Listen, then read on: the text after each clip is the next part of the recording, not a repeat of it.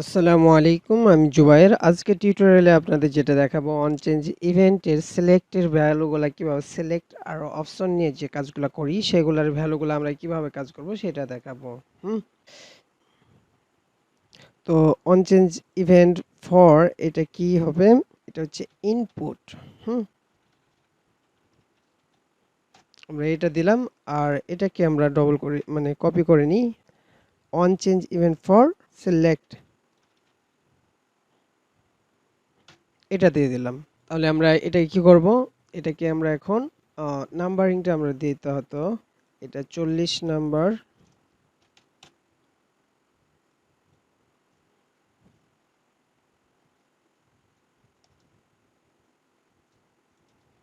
আমরা HTML এর জন্য আমরা যা করলাম এটাকে একটু ফরম্যাট করে নিই।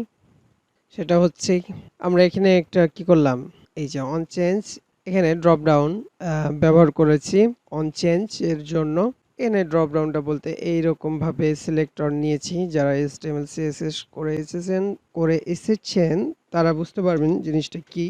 তো এরকম ভাবে মাই ফাংশন সিলেক্ট একটা অন চেঞ্জ একটা ফাংশন নিয়েছি।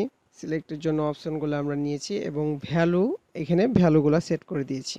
এগুলো আসবে কি এভাবে ভ্যালুগুলো আমরা সেট করে দিয়েছি। এখন অন চেঞ্জটা কি করবে? আমরা যখন যেটাতে ক্লিক দেব সেটার ভ্যালুগুলা আমরা পেয়ে যাব। সেগুলোকে কি করবে? এটা সিলেক্ট করবে। তো এইটা করার জন্য আমরা এই ফাংশনটা যেটা নিয়েছি সেটাকে নিয়েছি। আর এখানে এটা দেখেন, এখানে আমরা ভ্যালুটা যেটা হয়েছে সেটাকে আমরা এখানে প্রিন্ট করার জন্য আমরা এটা নিয়েছি, বা আমরা কনজোলেও এটা দেখাতে পারবো।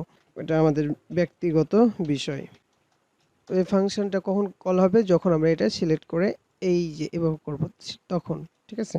তো এটা কি আসলে মানে কাজ হচ্ছে সেটা করার জন্য সেটা বোঝার জন্য আমাকে যেটা করতে হবে, এই যে মাই সিলেক্ট যেটা আছে আমি এটার আইডিটা আমরা এখানে নিলাম। নেওয়ার পর এর ভিতরে যে ভ্যালুটা আছে আমরা ভ্যালুটা না নিই যদি, আর এখানে এখানে আমরা অপশন নামে কি নিতে পারি? ভ্যারিয়েবল নিতে পারি। ভ্যারিয়েবল এটা আমরা লেটের মাধ্যমে ব্যবহার করব, কারণ হচ্ছে একই নামে বারবার যদি আমরা ভ্যারিয়েবল নিই তাহলে এখানে কি দিবে আপনাকে জিনিসটা বুঝে দিবে।